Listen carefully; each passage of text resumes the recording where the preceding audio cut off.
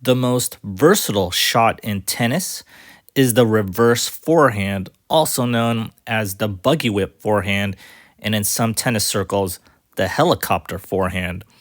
And this name, the name itself, reverse forehand, was coined by a tennis coach, Robert Lansdorf. He coached Maria Sharapova, and he coined it based on Pete Sampras's forehand, running forehand, where he did a lot of reverse forehands. But I think the player that really revolutionized the reverse forehand, or just took it to another level, is Rafael Nadal. His forehands are pretty much all reverse forehands, and he took it to another level. But let's take a first look at my reverse forehand and define it here.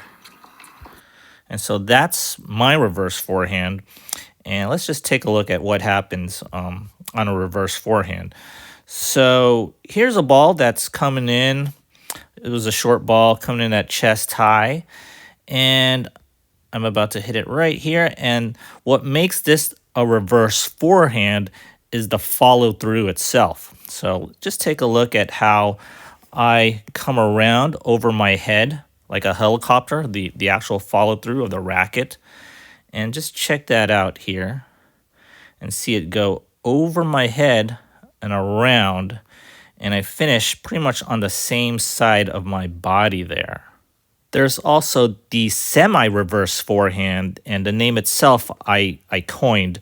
I don't know if that name will ever get popular, but the difference between a semi-reverse forehand and a regular reverse forehand is how it follow throughs over the side of my head instead of around my head. So just check out this forehand and how that racket, see the racket just go over the side of my head, and it doesn't completely go around, right? So it's just gonna come here onto the side of my head.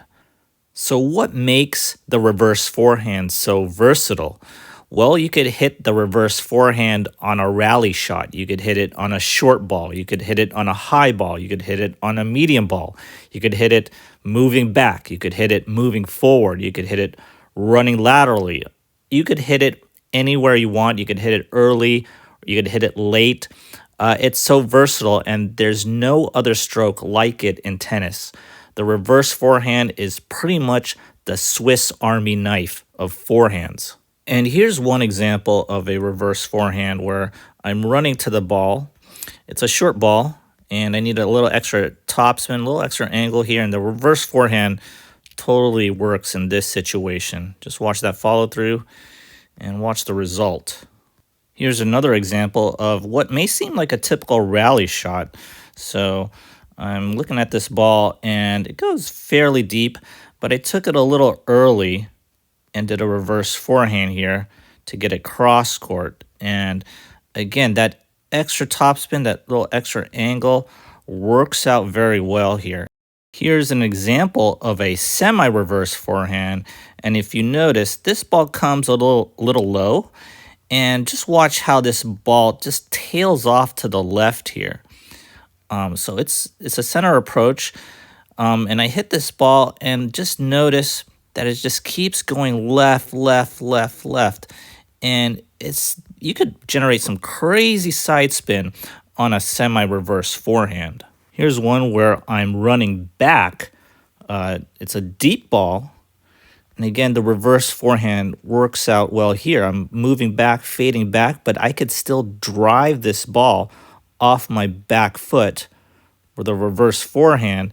And I surprised my opponent just a little bit here, and I got it to the corner for the winner. So the big question now is, what are you going to do with this information? And it really depends on your level of play and your style of play. So if you're a beginner, obviously, I don't think I would recommend that you try reverse forehands. Go for a regular forehand first. But if you're an intermediate player or more advanced player, looking to add something to their game, try some reverse forehands. And maybe even if you have a really bad forehand, why not try this reverse forehand? It could really work out well for you and maybe add something to your game. As far as style of play, counterpunchers, grinders, they should already have a reverse forehand in their game. Aggressive baseliners too. I think you could be very aggressive with a reverse forehand.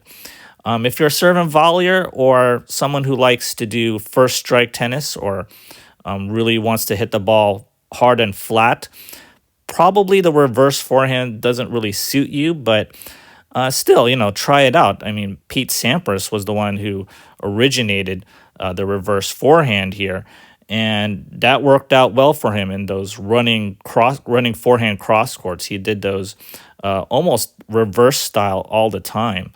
And so it could work out for anybody, regardless of their style of play. So when you're learning the reverse forehand, you have to be conscious about it first, right? It's a new stroke, and when you learn anything, you have to think about it first, and then it'll become automatic. When I do reverse forehands, I don't even think about it. So this reverse forehand here, I probably didn't even know that I did a reverse forehand. I think I learned this forehand as an adult. I've been looking at my footage in the junior days back in the 90s, and I don't think I've done a reverse forehand back then. I think I learned this once, the string technology, the Luxilon strings, and when I played with the Babolat, when I played with the Nadal racket, the Aero Pro. That's when I started to learn and develop the reverse forehand, and I probably didn't even think about doing it. It's just kind of a natural evolution of my game or my forehand. So at some point, you won't think about it, right? And some people just learn it almost naturally, almost intuitively, right? It just happens. But, a lot of things just don't happen the way it is. So I remember trying to learn drop shots very, very consciously. I really had to think about doing drop shots. Now it comes a little bit more naturally, a little bit more automatic.